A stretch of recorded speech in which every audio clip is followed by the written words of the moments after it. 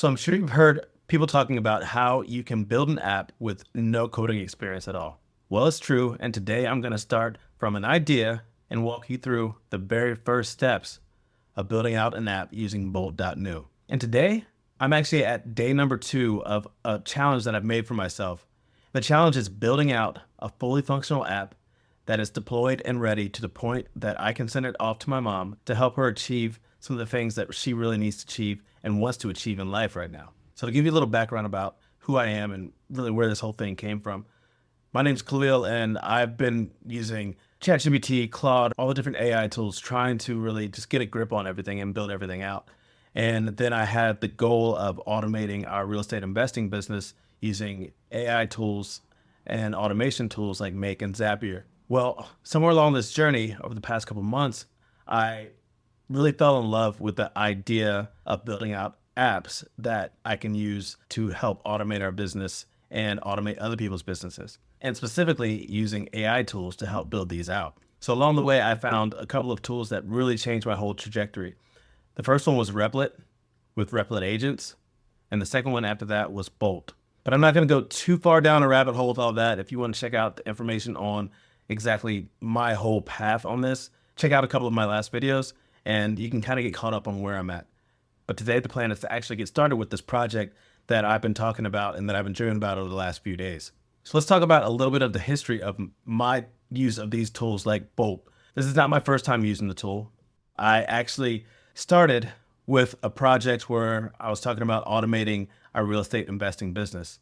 And I came across Replit agents, which kind of changed my whole path on everything and opened me up to building apps at all, because it's something that I didn't really think that I had the knowledge base or time or money to really dive into. But with Replit agents, it opened up a new world for me. But to really show you where I've been and to get you caught up on what we're doing today, let's go ahead and dive in to my desktop and see what's going on. All right, so let's dive in to really how I got to where I am today, so that we can go ahead and get started on this project. So about 6 weeks ago, I decided to dive into building out apps with Replit agents. And we had a profit evaluator sheet that you see here. That was a spreadsheet that we've been using for real estate investing, trying to figure out if a deal was worth it and different things like that. I decided to try my hand at building that out in Replit using Replit agents as my first task of building out my very first app with no coding experience. After about a month of going back and forth, messing around using ChatGPT and Claude as my coaches and working me through the errors, I was able to come up with this as a profit evaluator. Was very functional, got me the things that I needed from the spreadsheet, which is super cool. And it was a very, very, very, very big step for me, just because this is the very first app that I had ever built and I didn't know any code, but I did have all the tools that helped me be able to do this. So super cool that I was able to do that. But I was running into some errors and actually hit a wall on this project. So I had heard about Bolt.new and decided to give that a shot. So with Bolt.new, I was able to actually take the old profit evaluator and redo the whole thing with a landing page, all that kind of stuff, and was able to come up with, in my opinion, better version of this profit evaluator. This took me about 2 weeks when the other one took about a month. It was progress, right? I was able to come up with something like this that I could use. This is embedded in our website. Super cool. My very first web app that I had ever made. Going from there, I decided to build out a couple different apps. I was able to build something where that profit evaluator was actually embedded in our dashboard that we're trying to build out right now, which has incorporated AI into the whole process. And also, I've been able to build out a Trello-style project manager that is in the early stages of that using Bolt as well, where it's got drag and drop functionalities and you can go in and do different things when it comes to that. But today we're going to focus on building out something brand new using Bolt. If you have not ever used Bolt before, it's a very easy process. I thought it was going to be a whole thing with signing up and downloading and uploading and downloading and doing all these things. But I was really surprised when I opened it up and it was super easy. So I'm not going to go through the whole signing up to Bolt process, but when you do it, you'll find that it's very easy. I just used my Google account and I was in within a matter of seconds. So in my last video, I talked about how I set up the structure of this project. And what I ended up doing was basically what I do with most projects that I do at this point is I do the ideation and everything in ChatGPT. Especially with the O1 preview now, it makes it so that you can completely map out whatever you're trying to do. And it puts a lot of thought into it. And then I go back and forth with it until I get to really where I want to be. And then from there, I start a project, Claude. And I like Claude projects because it helps keep things organized. And my plan with this whole thing is I started off with the information from ChatGPT, built out the project knowledge using the things from ChatGPT, and also built out the custom instructions for this project using ChatGPT. And we can dive deeper into those kind of things, or you can find other videos out there that dive deeper into that aspect of it. But essentially, that was it. So the next step that I did from there was I went and started a chat in Claude with all the information that it had about the project overview and everything in its knowledge base. And I asked it to make me a short description. Make me a short description of the initial prototype for this app, and drew me out all of this. Now, this part right here is where it's debatable. I don't know if it's better sometimes just to go with a very simple sort of direction to type in to here, like, I just want this sort of app and just let it take its creativity and do its own thing. Or do you go in with all these details that Claude has built out for you about what that app will take based on everything that you drew up in ChatGPT? But today, what I'm going to do is I'm going to go ahead and use what we built in Claude. And if this doesn't work out so well, then we can go back through and simplify it. So let's go ahead and get started on the very first steps of building out this app. I'm going to go ahead and copy these instructions from Claude. Or like I said, you can just type in, honestly, whatever you're thinking about the app and let it go from there. But I'm going to do this because this is my workflow. And it might be too much, but let's see what happens. All right, so we're building on our very first app, the very first parts of this no-code app using Bolt. Let's see what happens. All right, so what it does is it takes all the details that I've given it, and it says, I'll help create a beautiful production-ready prototype for the Remember Me app, focusing on an elegant and accessible design that seniors will find welcoming and easy to use. Interesting. Let's see what it comes up with.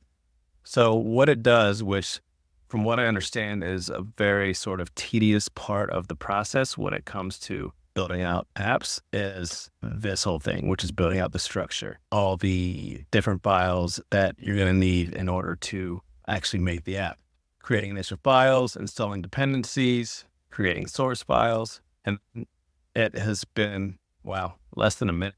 And this is what it has come up with so far. I've created a beautiful, accessible, and production-ready prototype for the Remember Me app with the following features: clean, modern design, soft color gradients and ample white space, large readable text and buttons, clear visual hierarchy, smooth animations and transitions. 2, accessibility features: high contrast text, large touch targets, clear visual feedback, simple navigation. 3, core functionality: voice and text input options, story prompts with follow-up questions, progress indicators, and review capabilities, easy settings access.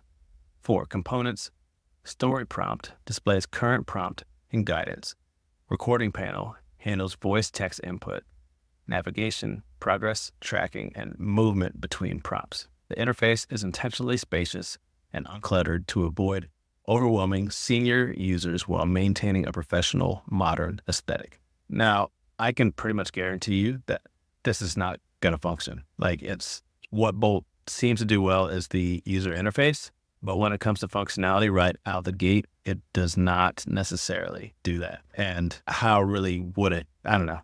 It's pretty impressive what it's done. Hello, I'm recording. Tap to stop. Save story. All right, view stories. So as you can see, it has a user interface. The thing that happens is the record button starts, but it doesn't seem like anything's being recorded. So what I'm going to do, oh yeah, I forgot to look at this, but I actually have 13.7 million tokens left on this month. And I forgot to look at it right before we started this to see exactly how much it used, but I think it was at actually 13.8 before we started this. You can rewind the video to see, but this will actually give you an idea of how many tokens it uses to actually do this. All right, so the next phase is looks great, but nothing works. yet. If you're wondering if you should stay and learn how to type, if you're in high school and you're watching this and you're deciding whether to drop out of typing class, don't do it. Stay in. One of the worst mistakes that I made. I hate typing because I don't know how. It takes me forever. So good thing that voice commands are pretty popular these days. All right. So let's add functionality to make the app interactive. I'll implement the core features, introducing story navigation, voice recordings, and text input management. As you can see, it's just coding out all these things and telling you exactly what was done. And this part right here actually comes in handy down the line, because if you're trying to figure out if there's an error in something, or you're trying to figure out exactly what's been done, you can just click on these and it'll go back to the sources that we're talking about it's going through right now. Because right now it's in the app.tsx file, but let's wait for this to load and I'll show you what I'm talking about. It looks like we're back on.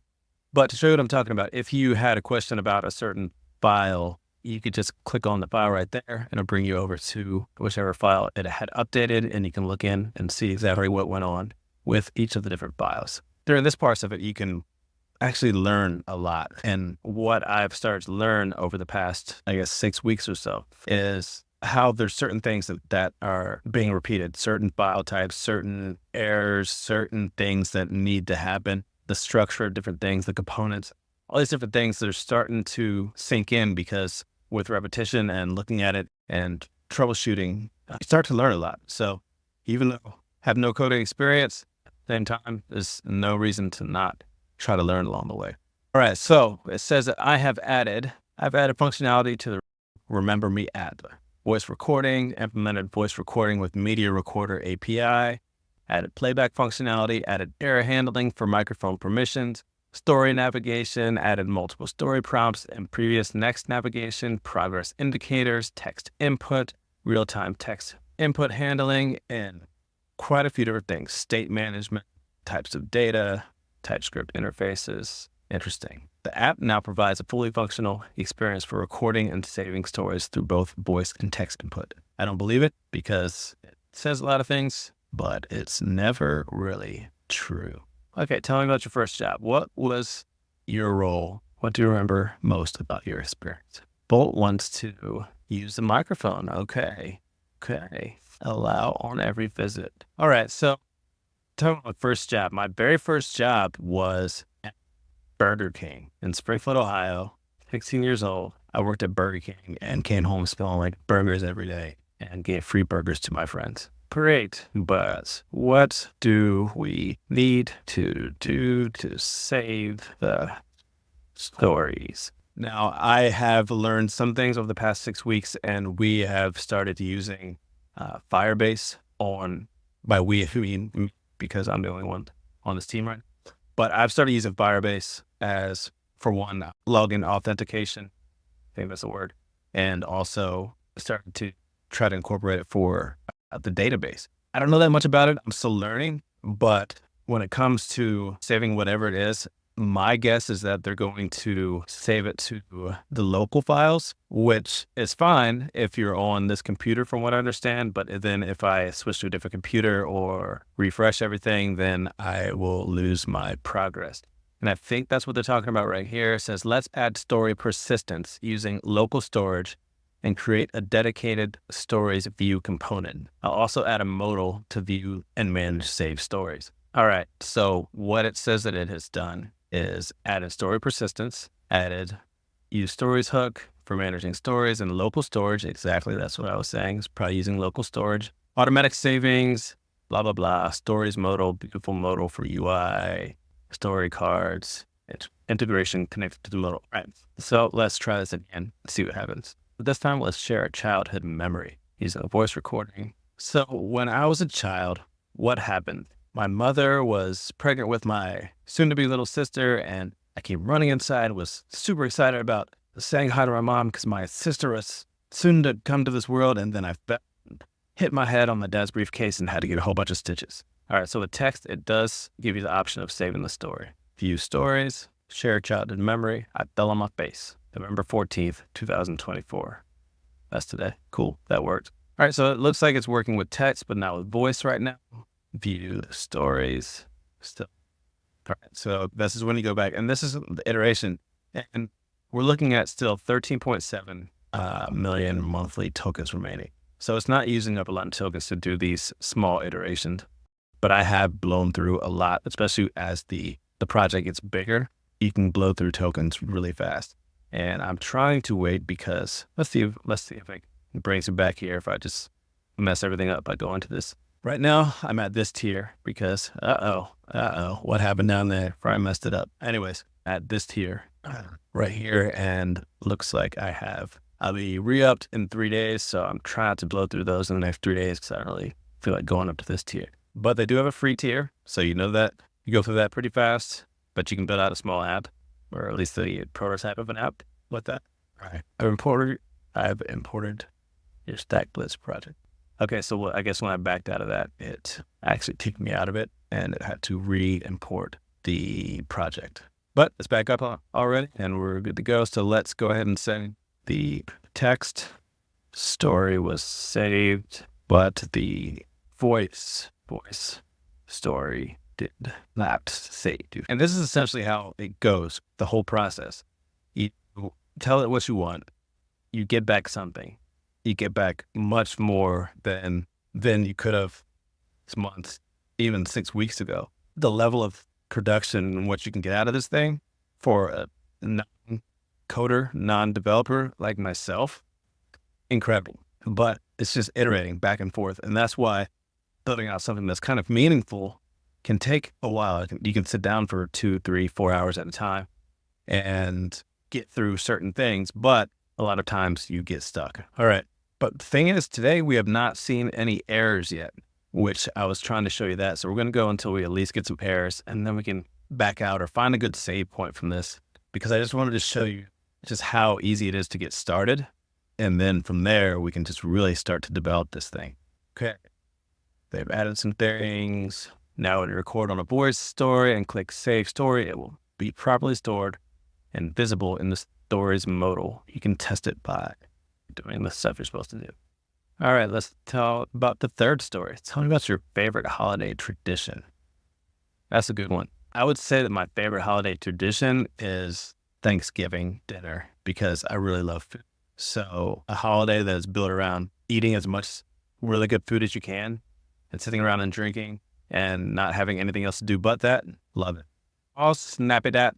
Looks like we can save this story, or at least the button showed up for saving the story. But, oh wait, I keep clicking it and not noticing that it is saving the story. So I saved it 6 times, which gives me a good reason to see if I can delete them. Well, yeah, they're deleting pretty well. Let's see if they play. My favorite holiday tradition. I would say that my favorite holiday tradition is giving.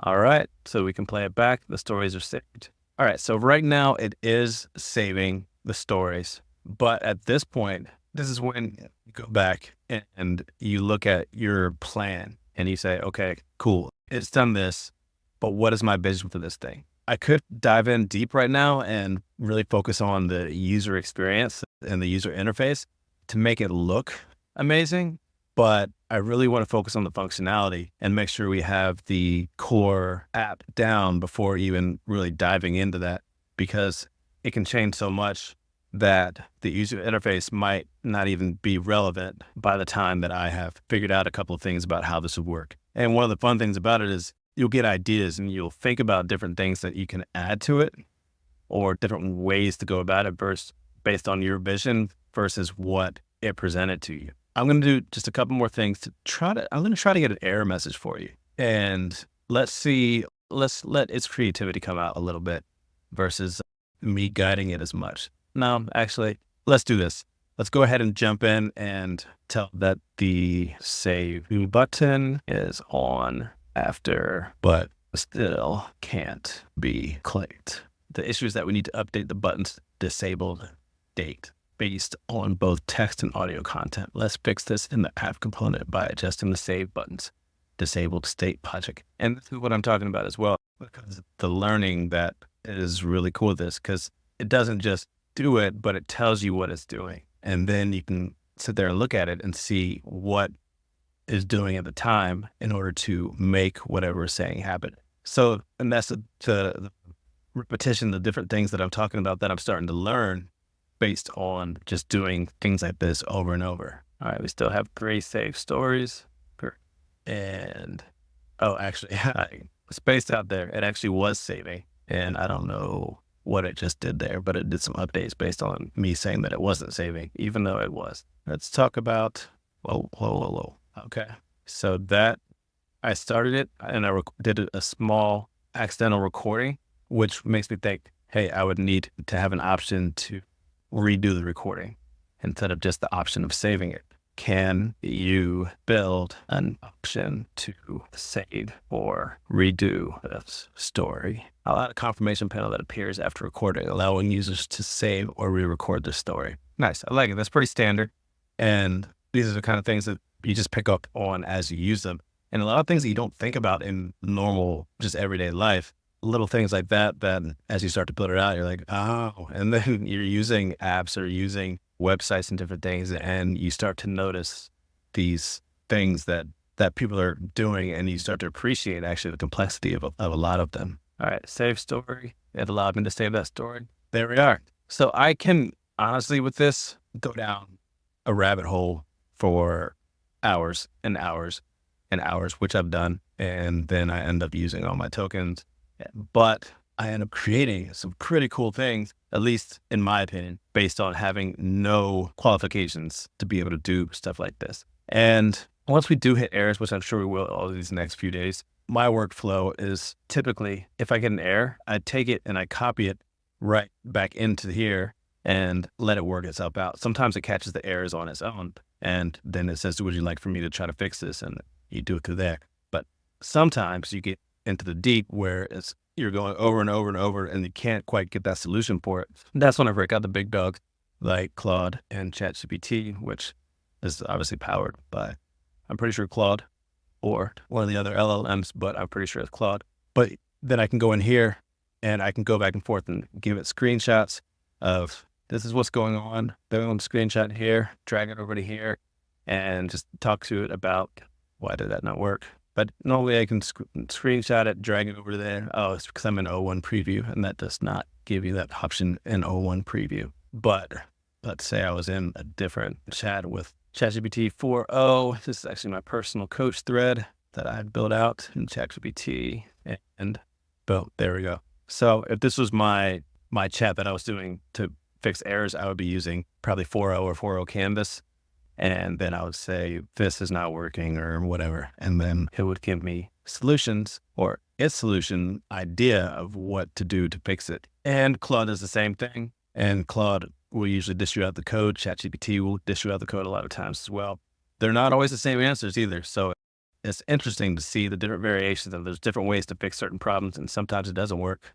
And you go to the other one and it does work. That's about where we're at for today. I think it's a good start. What we're going to do next time is I'm going to dive in and really start getting into making it what we want. And right before we leave, I'm going to do one more prompt, and it is, what is the next step to get this app closer to my vision? And these are the kind of things that I like to do because you're using it as a tool. You're not just saying, do this. Okay, that's done. You can use it to collaborate with.